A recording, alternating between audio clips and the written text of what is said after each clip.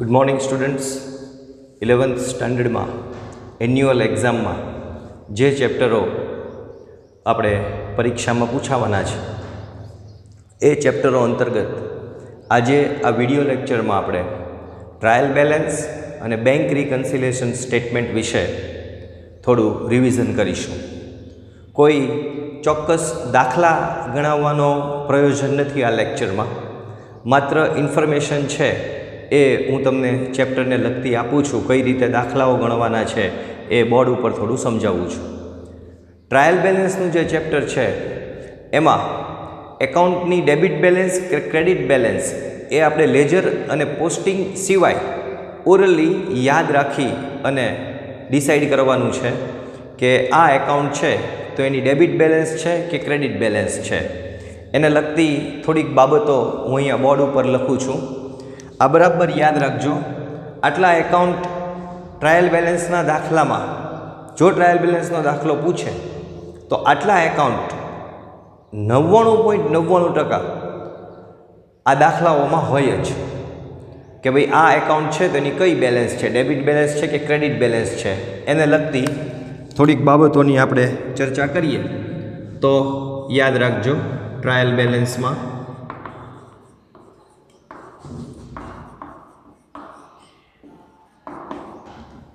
આ trial બેલેન્સના ચેપ્ટરમાં capital account છે તો કેપિટલ એકાઉન્ટની હંમેશા ક્રેડિટ બેલેન્સ આવશે. આ યાદ જ રાખવાનું છે, બરાબર. બિઝનેસનો જે ઓનર છે એની સાથે રિલેટેડ આ એકાઉન્ટ છે કેપિટલ એકાઉન્ટ, એની ક્રેડિટ બેલેન્સ. અને ડ્રોઈંગ એકાઉન્ટ પણ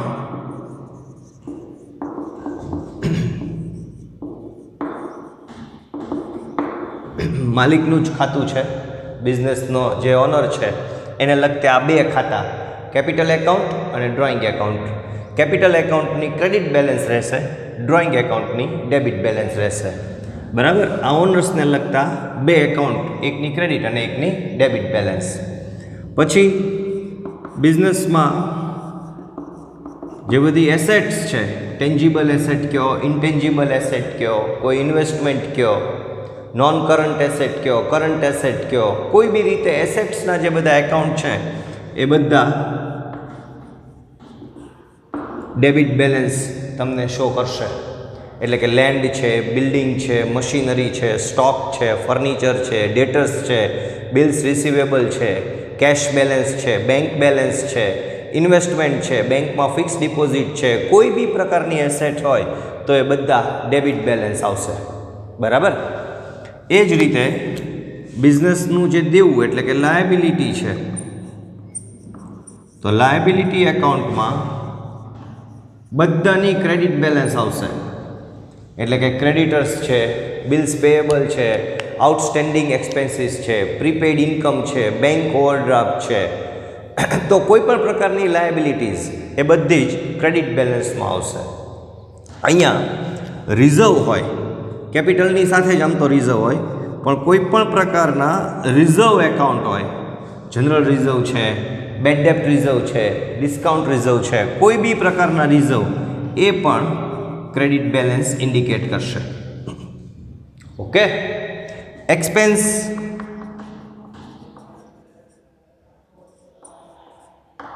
તો એ ડેબિટ બેલેન્સ. અને કોઈ ઇન્કમ નું એકાઉન્ટ હોય તો ક્રેડિટ બેલેન્સ, બરાબર.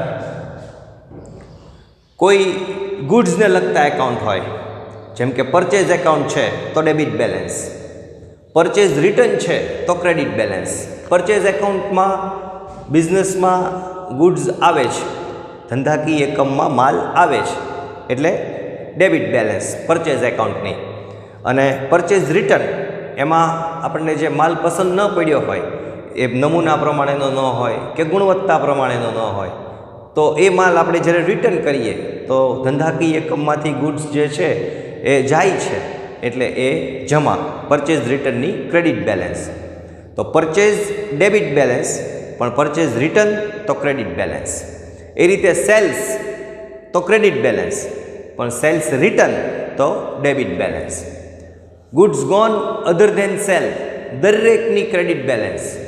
બરાબર, માલ જે છે એ વેચાણ સિવાય જાય, બરાબર, આગથી બળી જાય કે વરસાદમાં પલળી જાય, ચોરીથી માલ જાય, કોઈ પણ રીતે માલની જે જાવક થાય, goods gone other than sale. બરાબર, વેચાણ સિવાય જો માલ જતો હોય તો એ બધાની જમા બાકી. પણ એનાથી જે નુકસાન થાય, બરાબર, loss due to theft, loss due to fire, એ બધાની ડેબિટ બેલેન્સ.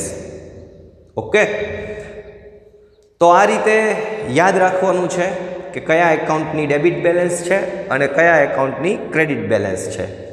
અને એ આપણે લેજરમાં પોસ્ટિંગ અને પોસ્ટિંગ કર્યા પછી એકાઉન્ટની બેલેન્સ, ડેબિટ બેલેન્સ કે ક્રેડિટ બેલેન્સ, એ પ્રોસેસ આખી નથી કરવાની, પણ એકાઉન્ટ પ્રિપેર કરીને આપણે બેલેન્સ ઉપરથી જે ડિસાઈડ કરીએ કે ડેબિટ બેલેન્સ છે કે ક્રેડિટ બેલેન્સ, એના બદલે આપણે ઓરલી યાદ જ રાખવાનું છે કે આ એકાઉન્ટની ડેબિટ બેલેન્સ ને આ એકાઉન્ટની ક્રેડિટ બેલેન્સ. એક્સરસાઇઝમાં જે બધા દાખલાઓ આપ્યા છે એ ખાસ તમે જોજો બધા દાખલાઓ. ડેબિટ બેલેન્સ અને ક્રેડિટ બેલેન્સનો જે ટોટલ છે એ ટોટલ એ સેમ આવવો જોઈએ. બરાબર, એકાઉન્ટ આપણને સપોઝ ટ્રાયલ બેલેન્સના દાખલામાં 35 જુદા જુદા પ્રકારના એકાઉન્ટ આપ્યા છે. એમાં એક્સપેન્સના છે, ઇન્કમના છે, ઓનર્સના કેપિટલ ને ડ્રોઈંગ છે, એસેટ્સ છે, લાયબિલિટીઝ છે, રિઝર્વ છે. બરાબર, જુદા જુદા 35 એકાઉન્ટ આપ્યા છે. એમાંથી 20 એકાઉન્ટ્સ છે એની ડેબિટ બેલેન્સ છે અને 15th રિમેઇનિંગ જે બચ્યા એની ક્રેડિટ બેલેન્સ છે. તો ડેબિટ બેલેન્સ અને ક્રેડિટ બેલેન્સ બરાબર, નંબર ઓફ એકાઉન્ટ્સ અલગ અલગ હોય પણ બંનેનો ટોટલ છે એ સેમ થવો જોઈએ. તો આપણું ટ્રાયલ બેલેન્સ છે એ મેથેમેટિકલી સાચું છે એવું આપણે સાબિત કરી શકીએ.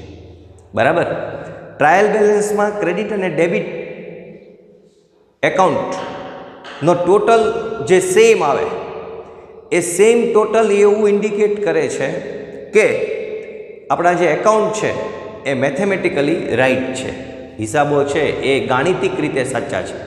પ્રિન્સિપલી એકાઉન્ટના પ્રિન્સિપલ ફોલો કરી અને એ એકાઉન્ટ કદાચ રાઈટ હોય પણ ખરા અને રાઈટ ન પણ હોઈ શકે, પણ મેથેમેટિકલી એટલે કે ડબલ એન્ટ્રી સિસ્ટમ પ્રમાણે જેટલી એન્ટ્રી આપણે ડેબિટ સાઈડ આપી છે એટલી જ એન્ટ્રી ક્રેડિટ સાઈડ આપી છે. એટલે મેથેમેટિકલી આપણા જે એકાઉન્ટ્સ છે એ રાઈટ છે, એમાં કોઈ નંબરની એરર નથી. પ્રિન્સિપલની એરર પોસિબલ છે, એ એકાઉન્ટનો જાણકાર જુએ પછી જ ખ્યાલ આવે, પણ ટ્રાયલ બેલેન્સમાં ડેબિટ અને ક્રેડિટ બેલેન્સનો સરવાળો ઇક્વલ હોય તો એનો મતલબ એવો થાય કે આપણા હિસાબો છે એ મેથેમેટિકલી સાચા છે. બરાબર, તો આ એક ચેપ્ટર છે, આમાંથી આપણે 4-4 માર્કના દાખલાઓ પૂછ્યા છે. તમે બરાબર યાદ રાખજો આ ચેપ્ટરમાં કે કયા એકાઉન્ટની ડેબિટ બેલેન્સ છે અને કયા એકાઉન્ટની ક્રેડિટ બેલેન્સ છે. ઓકે, હવે આપણે થોડુંક જિસ્ટ છે એ બેંક રિકન્સિલેશન સ્ટેટમેન્ટનું મેળવીએ. આમાંથી આપણે એક 8 માર્કનો દાખલો પૂછ્યો છે, યાદ રાખજો. ટ્રાયલ બેલેન્સમાંથી 6 માર્કનો દાખલો છે અને બેંક રિકન્સિલેશન સ્ટેટમેન્ટ છે એમાં આપણે 8 માર્કનો એક દાખલો પૂછ્યો છે. તો બેંક રિકન્સિલેશન સ્ટેટમેન્ટ કોણ પ્રિપેર કરે? તો એ વેપારી તૈયાર કરે. ક્યારે તૈયાર કરે? તો કે 1 મહિનાના અંતે, 15 દિવસના અંતે નક્કી કર્યું હોય કે ભાઈ વેપારી બેંક સાથેના જે ટ્રાન્ઝેક્શન છે એ કેશબુકમાં મેન્ટેન કરતા હોય અને બેંક છે એ વેપારી સાથેના ટ્રાન્ઝેક્શન એના એકાઉન્ટમાં મેન્ટેન કરી અને એના એકાઉન્ટની નકલ સ્વરૂપે જે બુક આપે વેપારીને એને આપણે પાસબુક કહેવાય.